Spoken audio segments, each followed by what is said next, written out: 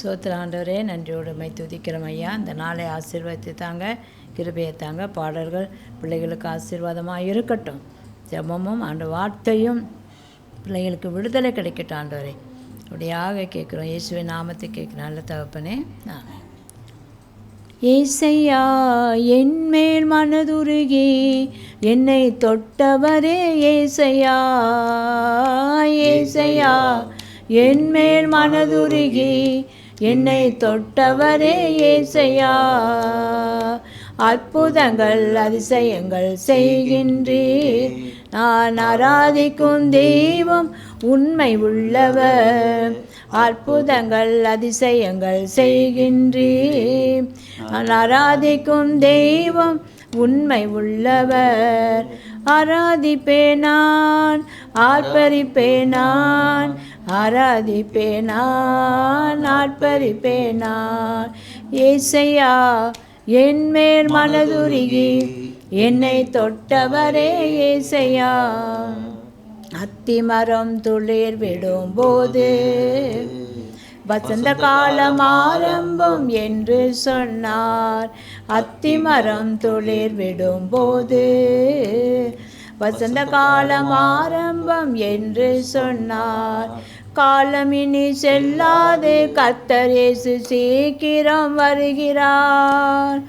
காலம் இனி செல்லாது, கர்த்தர் இயேசு சீக்கிரம் வருகிறார்.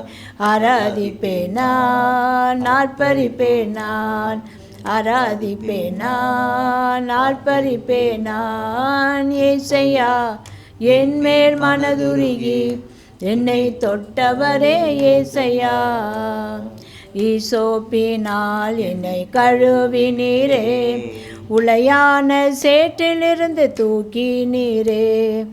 ஈசோப்பினால் என்னை கழுவினீரே, உளையான சேற்றிலிருந்து தூக்கினீரே.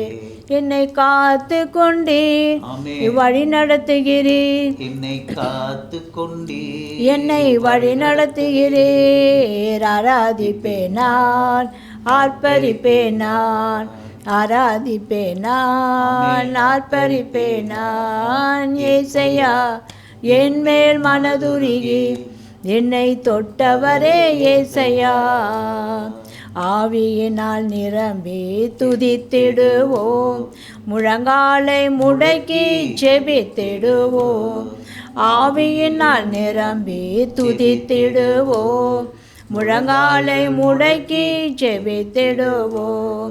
வருகிறார் இயேசு வருகிறார், நம்மை மறுரூபமாக்கிடவே வருகிறார்.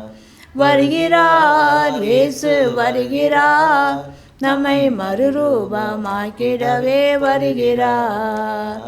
ஆராதிப்பேன் நான், ஆர்ப்பரிப்பேன் நான், ஆராதிப்பேன் நான், ஆர்ப்பரிப்பேன் நான். ஏசையா என்மேல் மனதுருகி என்னை தொட்டவரே ஏசையா. உன் சித்தம் செய்திட அழைத்தீரே, சொந்த பிள்ளையாய் ஏற்றுக்கொண்டீரே. உன் சித்தம் செய்திட அழைத்தீரே, சொந்த பிள்ளையாய் ஏற்றுக்கொண்டீரே. சோர்ந்து போகும் நேரமெல்லாம் என்னை தூக்கி எடுத்தீரே. நான் சோர்ந்து போகும் நேரமெல்லாம் என்னை தூக்கி எடுத்தீரே.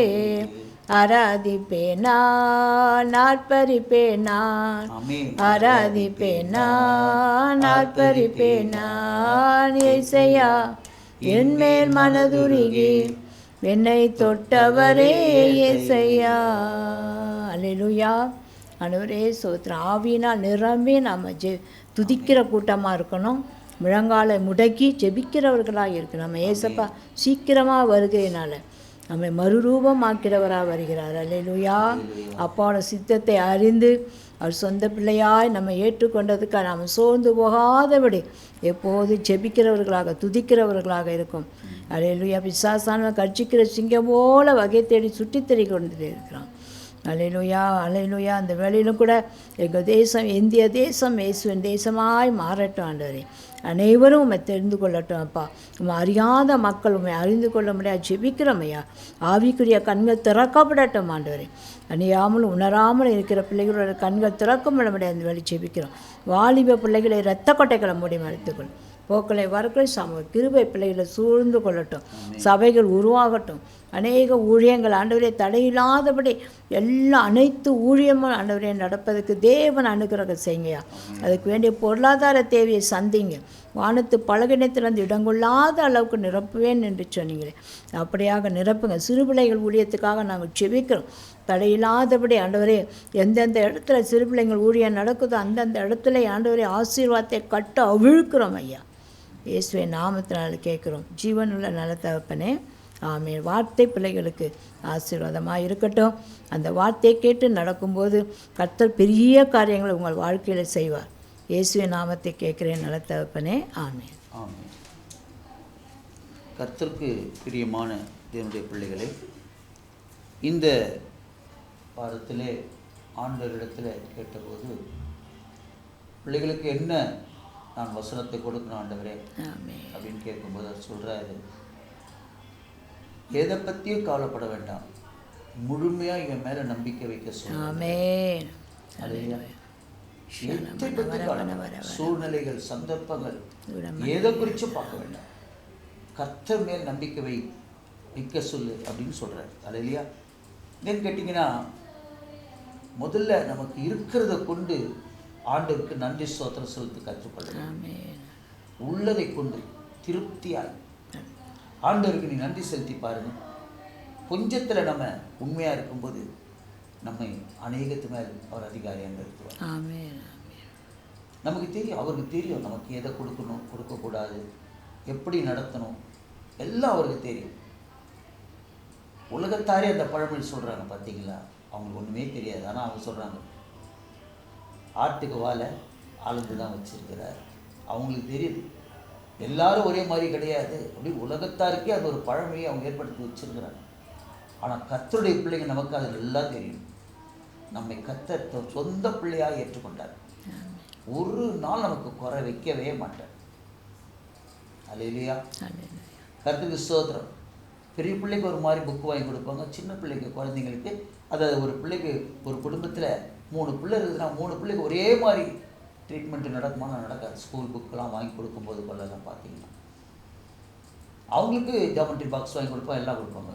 குழந்தை கேட்கும், நான் அவங்களுக்கு கொண்டு ஜாமெட்ரி பாக்ஸ் எனக்கு இல்லையா, அம்மா நீ இப்போ தான்மா எங்கே போய்க்கிற, எல்கேஜி போய்க்கிற, வந்தம்மா அக்கா மாதிரி அண்ணன் மாதிரி வரும்போது உனக்கு வாங்கி தரேன்னு சொல்லுவோம் இல்லைங்களா? அந்த மாதிரி தான் கர்த்தர் நம்மளையும் நடத்துகிறார். நம்ம நினைக்கலாம், அண்ணா என்னை ஒண்டி இப்படி வச்சுருக்காரு, அவங்களெல்லாம் அப்படி வசதி வச்சு சொல்லாதீங்க. அல்லேலூயா. நம்மளை ஆண்டு நம்ம மேலே அவ்வளோ உயிரை வச்சுருக்காரு, உயிரையே கொடுத்துருக்குறாருன்னு வச்சுங்களேன். அப்போ நம்மளை எப்படி நடத்துவார் யோசிச்சுப்பார். அல்லேலூயா. இதை விட என்ன தெரியுமா பாருங்க, யோபு சொல்கிறான் 3ஆவது அதிகாரத்தில் 20 நான் வாசிக்கிறேன் கேளுங்க. மரணத்துக்கு ஆசையாய் காத்திருந்து புதையலை தேடுகிறது போல அதை தேடியும் அடையாமல் போகிறவர்கள். எப்படி சொல்கிறான் பாருங்க, மரணத்தை ஆசையாய் காத்திருந்து புதையலை தேடுறது போல எதை தேடுறானோ, மரணத்தை தேடுறானோ. ஆனால் அவனுக்கு அது என்ன கிடைக்கலையா, அந்த மரணம் அவனுக்கு கிடைக்கலையா. அப்படிப்பட்ட சூழ்நிலையில் கூட இன்னைக்கு மக்கள் இருக்கிறாங்க, படுத்த படுக்கையாக இருக்கிறாங்க. அல்லேலூயா. எல்லா வசதியும் இருக்குது அவங்களுக்கு, ஆனால் சரீரத்தில் ஒரு அசைவு இல்லை. சாப்பிட சொந்தமாக கையில் எடுத்து சாப்பிட முடியாது. அல்லேலூயா. ஆனால் எல்லா உணர்வுகளும் இருக்கும். நம்ம நின்று பக்கத்தில் பேசுறது கொள்றது, அவங்கள பார்த்து அந்த பேஷண்ட்டை பார்த்து பேசுறது கொள்றது எல்லாம் அவங்களுக்கு தெரியும். கண்ணிலேருந்து பார்த்தீங்கன்னா தண்ணி மாத்திரம் அப்படியே இறங்கும். எப்படிப்பட்ட சூழ்நிலை தெரியுமா அவங்களுக்கு? ஐயோ இந்த மாதிரி நான் படுத்த படுக்கையாக இருக்கிறத விட நான் செத்துட்டா நல்லா இருக்குமேன்னு அவங்க நினைப்பாங்களாம். ஆனால் சாவு வராது. அதான் அந்த சூழ்நிலை. யோபுக்கு அப்படிப்பட்ட சூழ்நிலை, ஒட்டமெல்லாம் சிறந்து சொல்லி. அல்லேலூயா. ஆனால் அவன் எதை எதிர்பார்க்குற, சாவு எதிர்பார்க்க, சாவு வரல. அதுதான் அந்த சூழ்நிலை அவன் சொல்கிறான் பாருங்க. 21 பிரேத குழியை கண்டுபிடித்ததுனால் மிகவும் களி கூர்ந்தான். செத்தவருக்கு பிரேத குழி இருக்குத, அதுக்கிட்ட போகணும்னு அவ்வளோ சந்தோஷமாக அந்த களி கூர்ந்தது. களி கூர்ந்து 24வது வருஷத்தில் அதற்காக சந்தோஷப்படுகிற நிர்பாக்கியமாகிய இவர்களுக்கு அந்த மாதிரி ஒரு சூழ்நிலை ஒருத்தர் படுத்திருக்கிறாங்கன்னா நீங்கள் அவங்களுக்கு எத்தனை வாட்ஸில் நீங்கள் வந்து வெளிச்சத்தை கொடுத்தாலும் பல்பை போட்டு அவங்களுக்கு என்ன பிரயோஜனம் சொல்லுங்கள்? சாவு எதிர்பார்த்துருக்காங்க, எப்போ சாவலாம். அவங்களுக்கு போய் நல்ல வசதி பண்ணி கொடுத்தா என்ன பிரயோஜனம்? கர்த்தருக்கு ஸ்தோத்திரம். ஒரு வசதி அவங்களுக்கு தேவையில்லையே, என்ன செத்தா போதும்னுக்கிறாங்களே. அதான் சொல்கிறான், அவங்களுக்கு வெளிச்சமும் மனசஞ்சலம் உள்ள இவர்களுக்கு ஜீவனம் கொடுக்கறதுனால பலன் என்ன? உயிர் இருக்குது, நல்ல வெளிச்சமாக நல்லா டியூப்லைட் வீட்டில் அவங்க படுத்துருக்கிற ரூமில் போட்டிருக்கிறாங்க, உயிரும் இருக்குதுங்க. ஆனால் அவன் எதிர்பார்க்குறது என்னது? வெளிச்சத்தை எதிர்பார்க்குறான், ஜீவனை எதிர்பார்க்குறான், செத்தா போதும்னு நினைக்கிறான். அல்லேலூயா. அப்படிப்பட்ட சூழ்நிலையிலலாம் இன்னைக்கு மக்கள் இருக்கிறான். நம்ம எல்லாம் அப்படியே வச்சிருக்காரு ஆண்டவர், நல்லா வச்சிருக்காரு. நம்ம டிவி பக்கத்தில் உட்காந்து நம்ம செய்தி கேட்டுக்கொண்டு இருக்கிறோம். அல்லேலூயா. அப்போ நம்ம எவ்வளோ சந்தோஷப்படணும் பாருங்க. நீதிமொழிகள் புத்தகத்தில் 30வது அதிகாரத்தில் 8-9 வாசிக்கிறேன். மாயையும் பொய் வசனிப்பையும் எனக்கு தூரப்படுத்தும், தரித்திரத்தையும் ஐஸ்வரத்தையும் எனக்கு கொடாதிருப்பீராக. அவன் சொல்கிறான், மாயையும் பொய் வசனிப்பையும் எனக்கு தூரப்படுத்தும், தரித்திரத்தை எனக்கு கொடுக்க வேணாம், ஐஸ்வரத்தையும் கொடுக்க வேணாம். கிறிஸ்தவர்கள் வந்து ஒரு நாள் தரித்திரராக இருக்க மாட்டாங்க.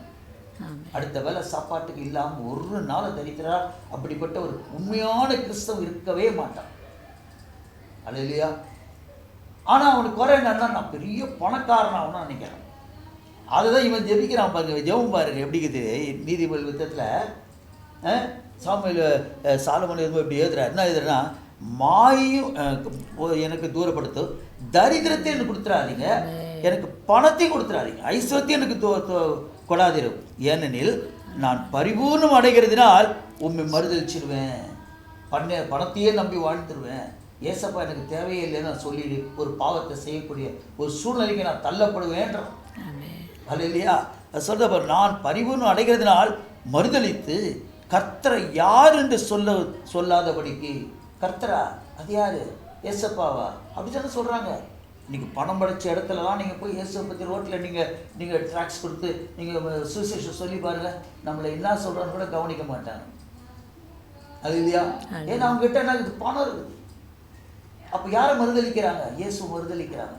அந்த சூழ்நிலை எனக்கு வர வேணான்னு சொல்கிறான். ஏன்னா அப்படிப்பட்ட ஒரு ஐஸ்வர்யம் மாற்றாதீங்கன்றான்.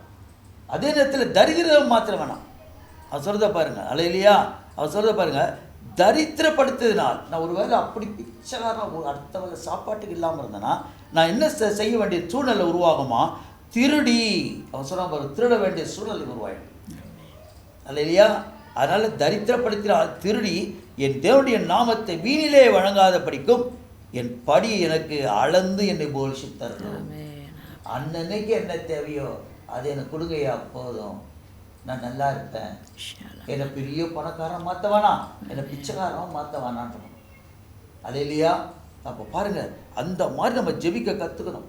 அது வசனம் சொல்லுது மத்தேயு 6:34, ஆகையால் நாளைக்காக கவலைப்படாதீர்கள், நாளை தினம் தன்னுடையர்களுக்காக கவலைப்படட்டும், அந்தந்த நாளுக்கு அதினதின் பாடுகள் போதும். அல்லேலூயா. அப்போ நம்ம என்ன நினைக்கிறோம்? இன்றைக்கி நாடு நடத்துகிறார், நான் சந்தோஷமாக வச்சுருக்கேன், நல்ல சுகமாக இருக்கிறேன், நல்லா சாப்பிட்டு நல்லா படுக்கைக்கு போகிறேன், அல்லேலூயா, நிம்மதியான ஒரு நித்திரை எனக்கு கொடுக்க போகிறேன். அதை நினச்சி நன்றி செலுத்திட்டு படுங்க. நாலு தினத்தை படுத்து நம்ம ஏந்திரிச்சோம்னா அந்த நாளை கர்த்தர் நடத்துவார், நம்மளை படி அழைப்பார். அல்லேலூயா. ஒரு நாள் நம்மளை என்ன செய்ய மாட்டார்? நமக்கு வச்ச செடிக்கு தண்ணி ஊற்றாமல் இருக்கவே மாட்டேன். அவர் பராமரிக்கிற தேவனாக இருக்கிறார். அல்லேலூயா. மத்தேயு 6:32 சொல்லி, இவைகளெல்லாம் அஞ்ஞானிகள் நாடி தேடுகிறார்கள், இவைகளெல்லாம் உங்களுக்கு வேண்டியவை என்று உங்கள் பரமபிதா அறிந்திருக்கிறார். நம்மளாம் யாருங்க? ஞானவான்கள். ஞானவான் யாரை சொல்லுவாங்க? ரொம்ப படித்து அறிவாளியாக பிஹெச்டிலாம் படிச்சுட்டு இல்லை, அப்படிப்பட்டவங்களுக்கு தான் ரொம்ப கண்டுபிடிக்கலாம் விஞ்ஞானிகள் பேர் இல்லை. இதை அறிஞ்சிங்கன்னா போதும்ன்றார் ஆண்டவர். இந்த சத்தியத்தை அறிகிறவன் தான் ஞானி, அறியாதவன் அஞ்ஞானி. ஒரு அல்ல சொல்லுங்களா? அஞ்ஞானி இதெல்லாம் தேடி ஓடின்னு இருக்கிறான். நீங்கள் ஞானமுள்ள மக்கள் அப்படிலாம் ஓடாதீங்க, இருக்கிறத கொண்டு சந்தோஷமாக வாழுங்க, கர்த்தருக்கு எப்போது ஸ்தோத்திரம் பண்ணுங்க, அவரை நன்றி செலுத்துங்க, அவர் அந்நிய பாஷையில் ஸ்தோத்திரித்து அவரை மகிமைப்படுத்துங்க, உயர்த்துங்க. அப்போது கர்த்தர் உங்களுக்கு எல்லா காரியத்தையும் அவர் நிறைவேற்ற வேண்டும் கர்த்தர் சொல்லுங்க. அல்லேலூயா. நாம் ஜெபம் பண்ணுவோமா? ஓ ரீமா லாரி காலரபா. ஹalleluya ஸ்தோத்திரம்.